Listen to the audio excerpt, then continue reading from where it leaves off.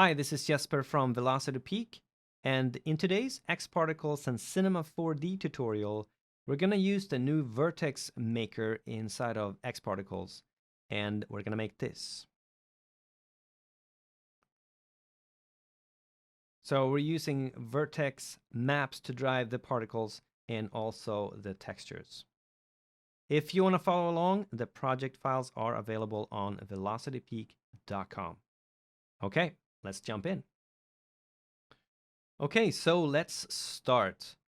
To begin with, I just have this pile of rubble, or these cogs. And let me just show you how I set that up first. I'm going to go to a different file.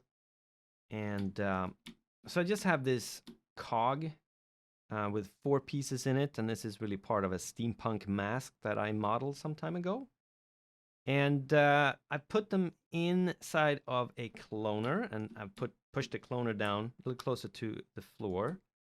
And then I added some randomness to this, and I just pushed them apart, just so they're not intersecting when they start. And I'm going to use a dynamic tag for this.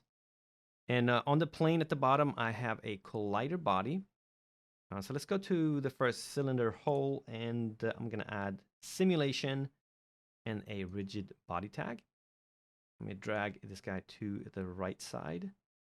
And let me copy that to all the other ones as well, like so. And it's just going to make a few changes so this one settles quicker.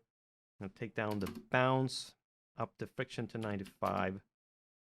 And to drain the energy a little quicker, I'm going to take up the damping to just 15 and 15 for the linear and angular damping.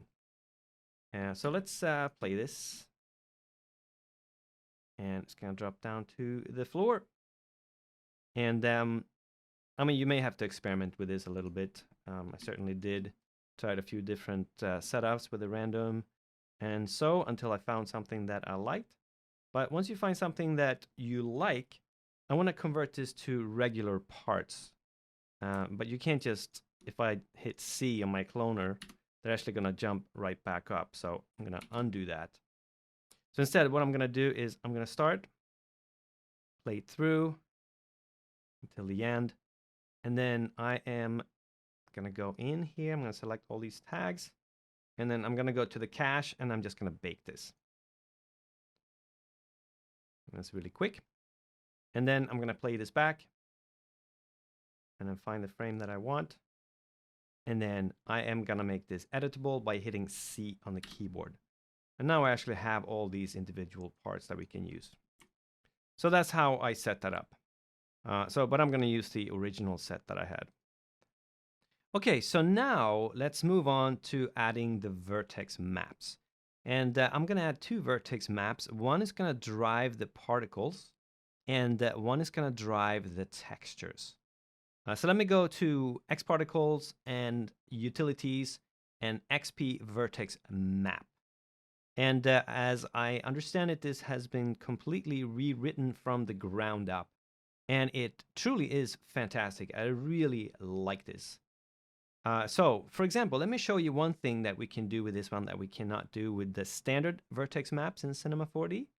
I'm going to get a mode text, and I'm just going to zoom out. It doesn't matter what it says here, but let me get just a thicker font, bold. So what we can do with this new vertex map maker from X-Particles is that we can actually add vertex maps to parametric objects, which is terrific, fantastic. So for example, if I would go to select and try to create set vertex weight, which is one way that we can create a vertex map, it doesn't work because this needs to be an editable object to work.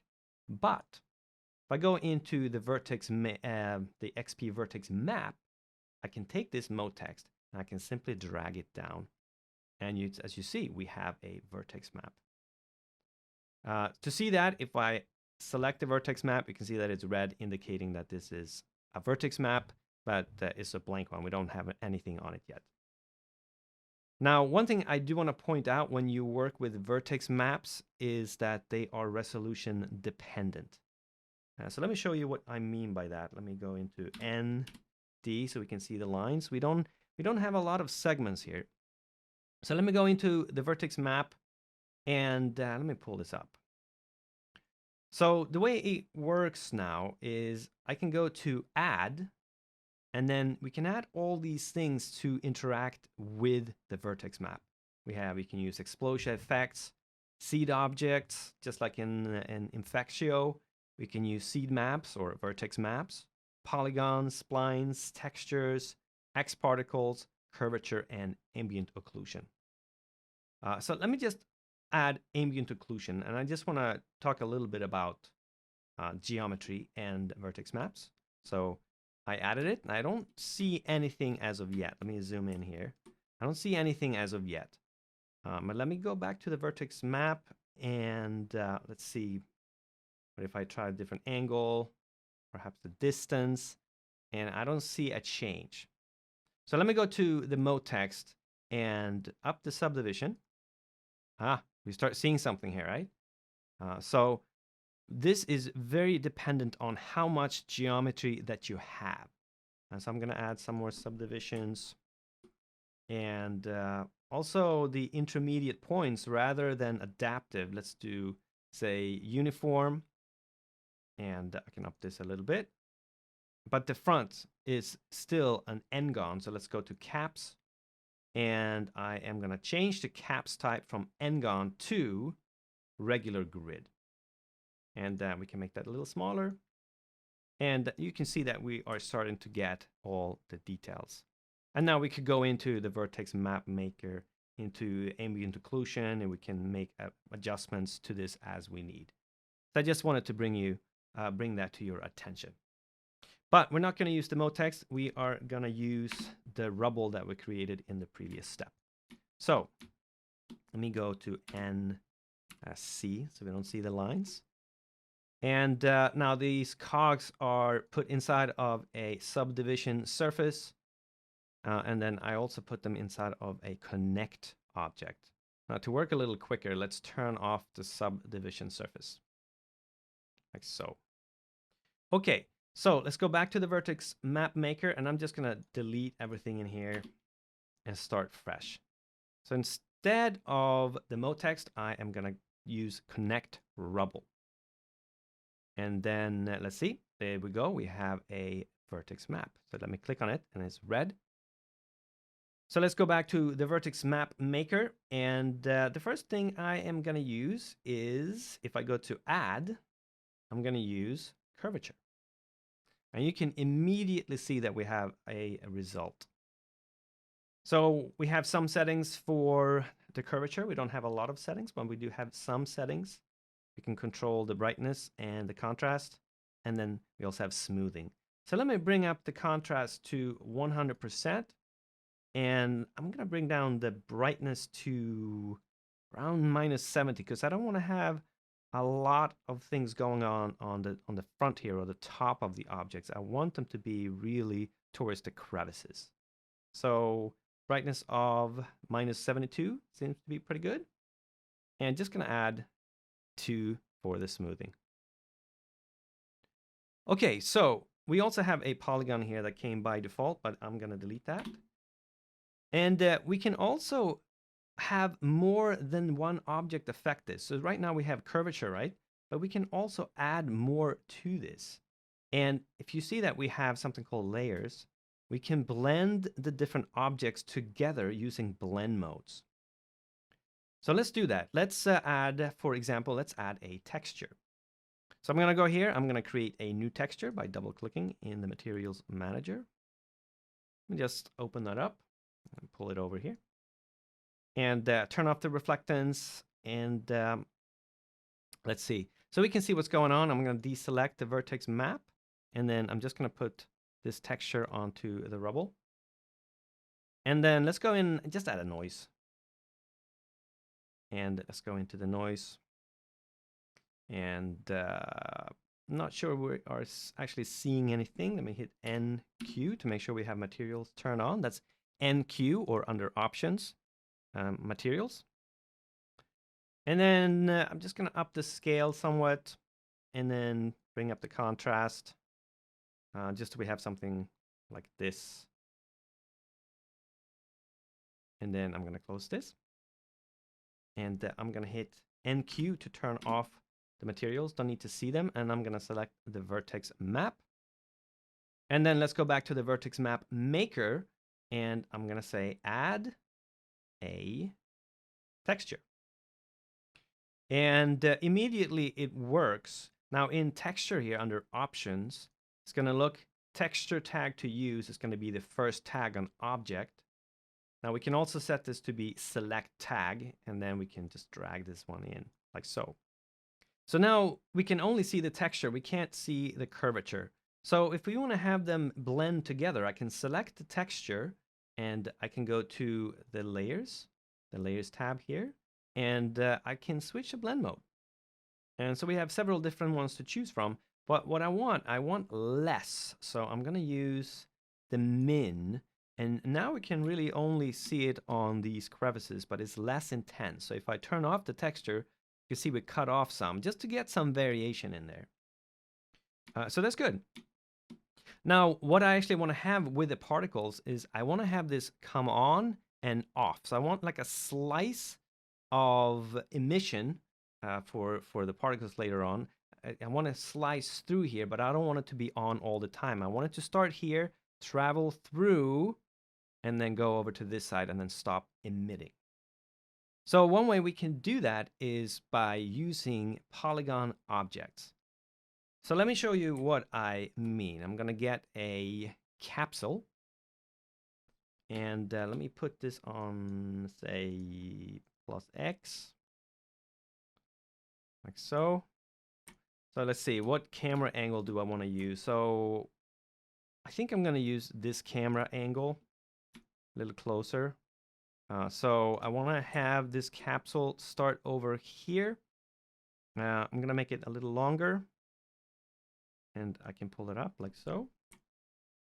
So what I'm going to do is I'm going to animate this capsule starting here and going to the other side. And wherever this one is touching the rubble, that's going to be the zone where the particles are being emitted. And I want to make sure it's tall enough so it covers the top cog here, and it is. I think it's a little too thick. So what we can do is we go into coordinates. We can, this is going to be the Z. We can shrink this a little bit. So it's a little skinnier, something like that. And then what I'm going to do is I am going to keyframe this. So on frame 0, I'm going to set a keyframe. And then I'm going to go to frame 90. And I'm just going to pull it through. And I want to make sure that this is all the way through, like so. And set another keyframe. And then I want to make sure this is also a linear animation. So let's right click, animation, show track. I'm just going to make all these linear by clicking this button here. Like that. And I also want to hide it as it travels through. So let me, if I right click and go to render tags and display, I'm going to use shading mode lines. So now we can see it as it passes through. Okay, so let's stop at that frame. So let's go back to the Vertex map maker. And under the object tab, I'm going to go and I'm going to add a polygons. And I'm going to turn off the rest of this stuff for now. And I'm going to put that at the bottom. And I need to tell XParticles what polygon object I want to use. If I go to options, I can just simply take this capsule and drag it down. And we can't see anything because we need to have the vertex map selected. So let's select it. And you can see something happened. So we have yellow on this side and yellow on this side. And that's because by default, this is going to use the surface of the object. That could be handy from time to time. So if you wanted to have like a finer range, you can tighten this up or you can expand this as you want. But we can also use the volume, and that's what I'm going to use. I'm going to use the volume for this. So that looks pretty good. Now I do want to smooth this out. So if I go to effects, I can just add a little bit of smoothing perhaps. 1, 2, 3, 4, 5, something like that. So now I want to combine all these things together. So it's going to be a fairly subtle effect in the end. So I'm going to keep polygons, the bottom object here, as is. I'm going to go to curvature, and I'm going to enable that. So to have these interact together, we go to the Layers tab, and instead of blend mode normal, I'm going to set this to minimum. So now you can see that this is only happening wherever that capsule is traveling. And let's also enable the texture, which is going to make it even more subtle. And we have that set to minimum as well. So now we have this as a matte for the particles to use. It's only going to emit where we have yellow areas. And I want to remind you that this could be done to a polygonal object, to a parametric object as well, which is quite amazing.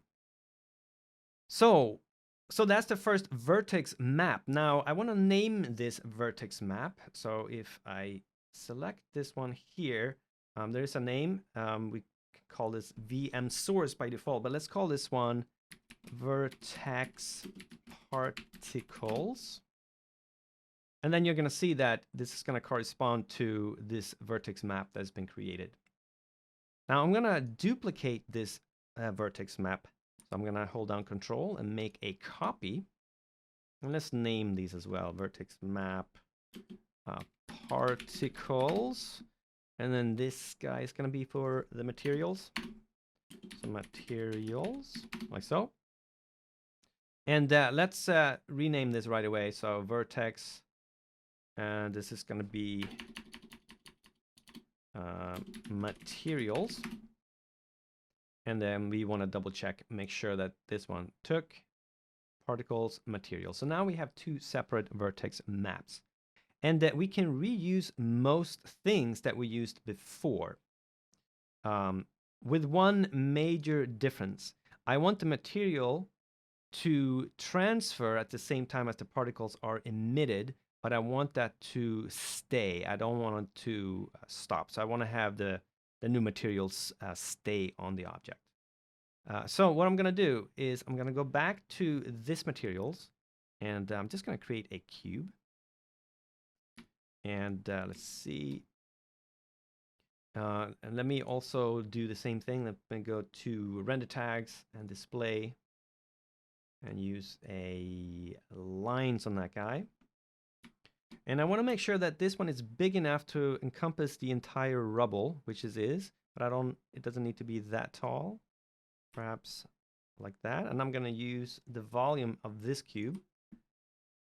And so now I'm going to leave it here. This is going to be on frame 90.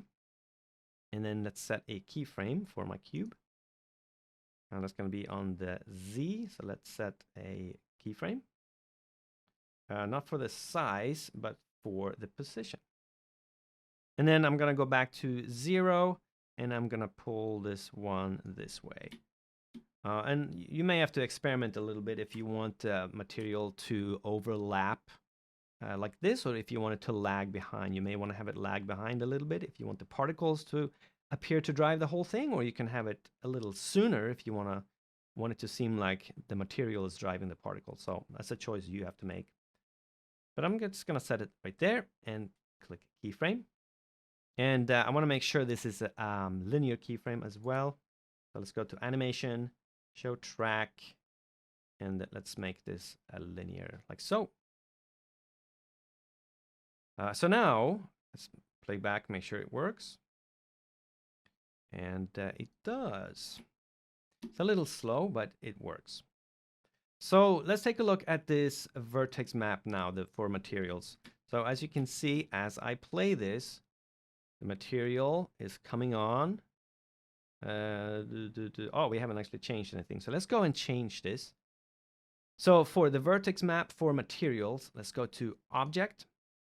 And instead of the capsule, let's go to Polygons, Options, and let's delete the capsule. And instead, let's get the cube.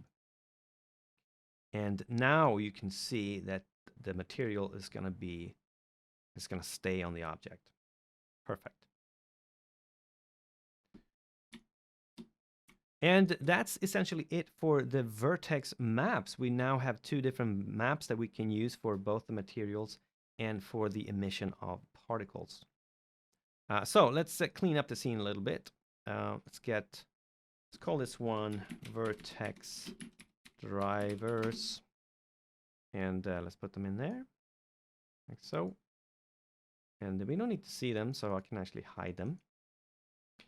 And let's go and let's get a XP system. And I kind of prefer to have that below, so let's do that. And in the XP system, let's go to the emitter. And let's start with the object tab. So in the object tab, I'm going to go and I'm going to select object for the emitter shape. And the object that we're going to be emitting from is going to be the connect rubble. And then we can use a selection. And I want to make sure that I use the correct one, which is going to be vertex map for vertex particles. Let's drag that in. And I do want to emit from just the polygon area. So let's set that to polygon area. And to make sure we can actually see this, let's go to display. And I'm going to set this, instead of dots for the editor display, let's set this to a circle. And while we're at it, we might as well change the colors as well. So instead of a single color, I'm going to go to gradient random. And we can just use that later on when we color the particles. So I'm just going to pull down the middle knots and set this blue one to black. And let's go to the emission tab. And let's just take down the speed to 0. Let's just play it back and see what we get. So you can see that they're being born. And they're only being born where we have that vertex map. Now, what I want to have is I want them to die after a certain period of time. So I'm going to set, instead of full lifespan, I'm going to say a lifespan of 90 with a variation of 20. And we're going to add some scaling to this so they don't just stop existing. Let's leave the birth rate at 1,000 for now as we work. I'm going to up this to 40,000 when we actually render this. And I'm going to set these to be really small, 0.1 with a variation of 0.1. So that can be anywhere in between 0 and 0.2. So let me zoom in and see what we get. So they're being born. And it is a little slow, but the result is actually worth it. Okay, so now some of them are going to be dying. Okay. Good. Okay, so let's start having these particles be a little bit more lifelike. And the first thing I'm going to do is I'm going to add some gravity to the scene. So let's go to modifiers and then motion modifiers, and let's add gravity. And 981 is too strong. It's going to happen too fast. So let's set it to 100. And now they're going to fall down. But of course, they're not reacting with the floor, and they're not reacting with the object. So let's add some colliding tags to this. Let's start with the floor. I'm going to do X particles tags, and let's do a XP collider. And I'm going to set the friction to 20. So bounce 20 and friction 20. You may want to play with the friction as you add the material, because the friction should ideally match the type of material that you have. I could probably have done a better job of that in my example, but okay, and then let's take this one and add it as well to the connect rubble. So I'm going to control drag that. And then let's play back and see what we get. So they are dropping down, and now they are reacting with the floor, and it works. Good. Let's give them some more life. And I'm going to do that by going to the dynamics options, and I'm going to add a fluid effects. Now, this obviously isn't fluids, but I'm going to use that. And let me just play it back. You may notice that they are going to explode and take off. You can see so they took off there. And that's because of the internal and external pressure, which all fluids have. But I'm going to set this to 0 and 0 so that they don't explode out. And just going to leave it at that. It's going to give us a little bit more life to the particles, like so. You can see that they're moving around just a little bit more. Now, to increase this, what I'm going to do is I'm also going to add some turbulence. So let me go to modifiers, motion, modifiers, and then let's do XP turbulence. And I want this to be really, really, really tiny. So scale of 1 and a strength of 1. Just want a hint. If you do too much, it's going to appear like they are traveling on the floor. And you could potentially also counteract that with some more friction. But I'm going to leave that at a very low value. Just a little bit more live, like so. And let me zoom in here. I'm not sure if you can see, but they are intersecting. And I'm going to use another modifiers with this new XP particles release. If I go to motion modifiers and then I go to XP push apart, this is a really, really good new modifier as well.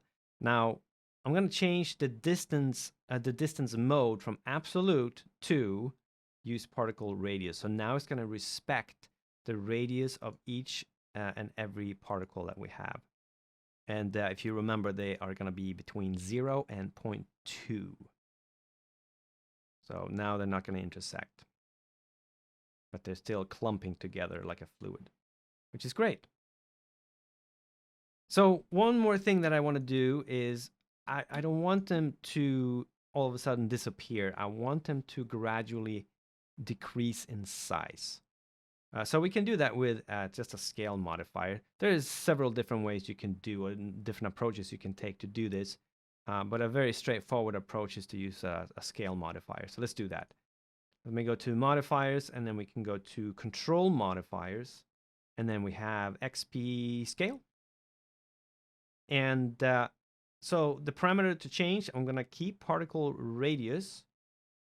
The operation, we are going to change this value over time, but what we're going to do, we're going to do relative. And when you do relative, it's going to respect the actual size of the particles. And I'm going to set this to, right now it's setting to 5%, so it's going to get bigger, but I want this to be smaller. And remember, our particles are so small to begin with, so we need to go mild on this value. So I'm going to do minus 0.35%.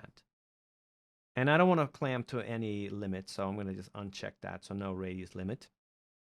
So now that we play this back, it's going to continue to get smaller and smaller and smaller. And instead of just disappearing, they're going to appear to just scale down and then disappear that way. And there you go. Great.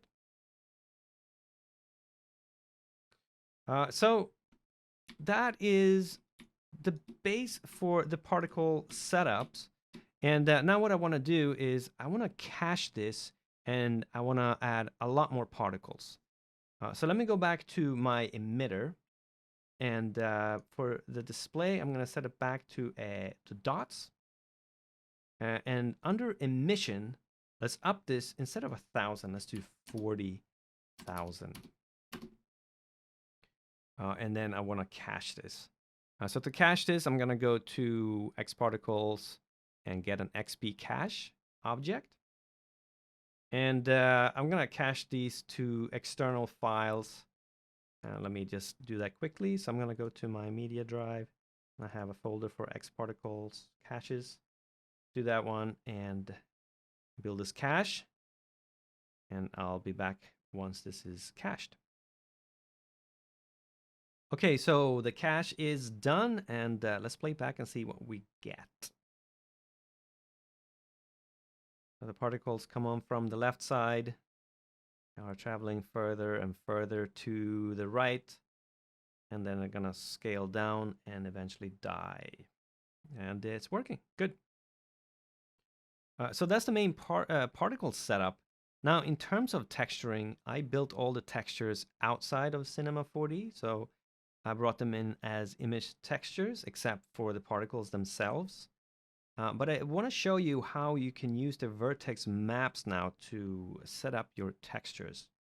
So I'm going to quickly show you one of the textures here, which is the most complex texture. And essentially, I have two materials, two textures, and that I combine, and I add some emission as well. And this is set up with a triplanar setup. But the main thing is this. So here is where I blend the two textures with a mix shader. And then I am driving this with the vertex map and an attributes node. So let me show you how I set that up. So let's add a temporary material to the floor, just so it's not empty. Add that to the floor. And let's see, I also have to enable some lighting so we can actually see something. So I'm going to do this, okay? And then let me open, or actually let me create Cycles 4D. Let me create an object material. And let me go into that material. Okay, so this is how you blend materials. What I'm going to do is I'm just going to create two colors that look different enough that we can tell them apart. So let me make this a purple color of some sort, like so. And then let's make a copy. Control drag that out. Let's just make a different color so we can tell them apart. And to blend two colors now, we right click and say shader, and we want a mix shader. So I'm going to pipe this into shader 2, this into shader 1, and then I'm going to put this into the surface. So to blend between these, I am going to use the factor input now. And let me get some space. So what you can do is that you can take the vertex map, the correct one, which is the material one, and you can simply drag it in.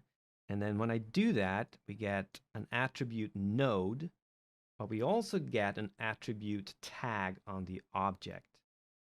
And if I select that, you can see that we have vertex materials, and that name should correspond with the node here, vertex materials. It sets that up for you automatically, but if you swap them out, you may need to make sure that they match. So with that set up, we can simply just take the factor and put that inside of the mix shader, and now it's going to mix between these two materials based on that vertex map. So let me just show you what that's going to look like.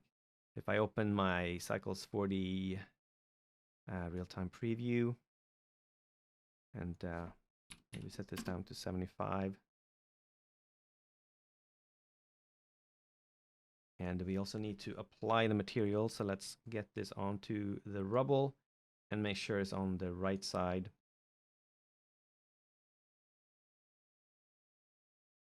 And also let's make sure that we actually have some lighting going on. We need to turn this on. So there you have it. So you can see the green color is the main material, and then we have this purple, which is driven by the vertex map. So that's how that works.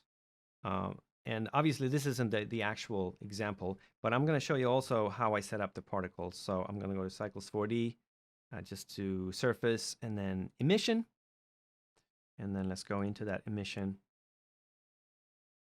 And let me pull this over to this side. And I want to use the colors we set up in the emitter. So I'm going to right click and say input particle info. This is one of the strengths of using Cycles 4D with X particles, so you get all these data points. And I'm going to take the color, but I'm going to put it inside of a ramp so we can colorize this. This is the black to white ramp random that we set up before.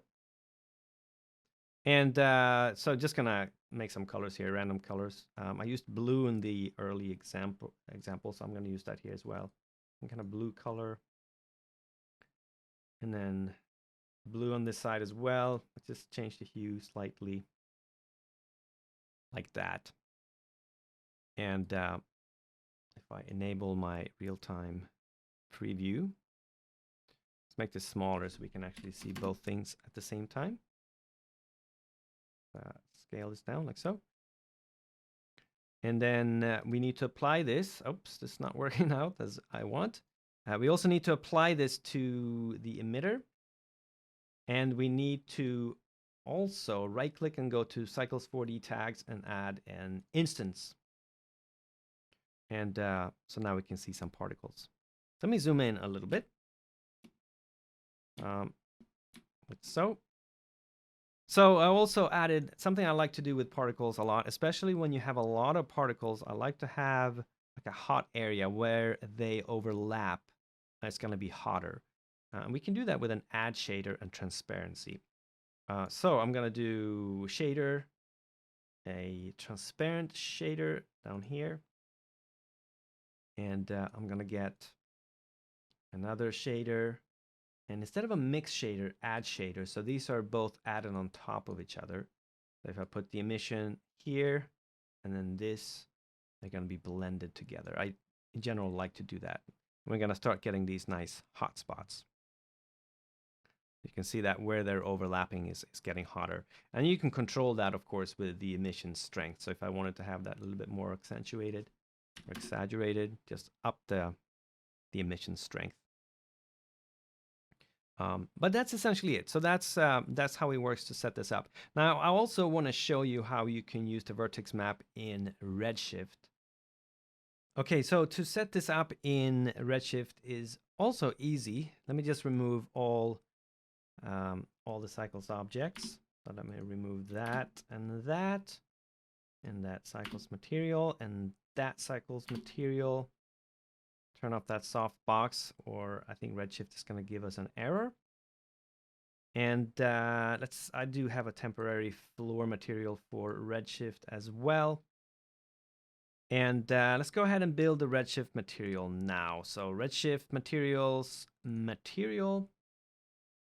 Let's go into that material and let's make sure we put that onto the rubble. Make sure it's on the right side. It is.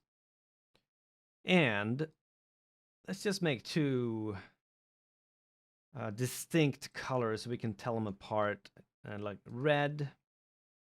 And then control drag that to make a copy. And then make this different, like blue perhaps. Good. To blend them in Redshift, just use the material blender. Put that color into base material and then do this one into layer 1, layer color 1. And this goes into the output. So to use the vertex map now as the deciding factor, let's search for vertex. And we want to use this guy, the vertex attribute. And we want to make sure that we pull in the correct vertex map into this field. So it should be this one. Let's do, yep, the material ones. So now we just pipe this into the material blender, layer 1, and as the blend color. And let's take a look. Let's open the Redshift render view. And it's a little big. Let's lay it back. And yeah, there you have it. That's how we can use the vertex maps with Redshift. And that brings this tutorial to an end. Let me know in the comments what you think of the new Vertex Maker from Xparticles. And if you found some value in this, consider subscribing so you don't miss the next tutorial. The files are available on velocitypeak.com, and there are two versions, one that has the textures included as well. Thank you for sticking around, and I'll see you next time.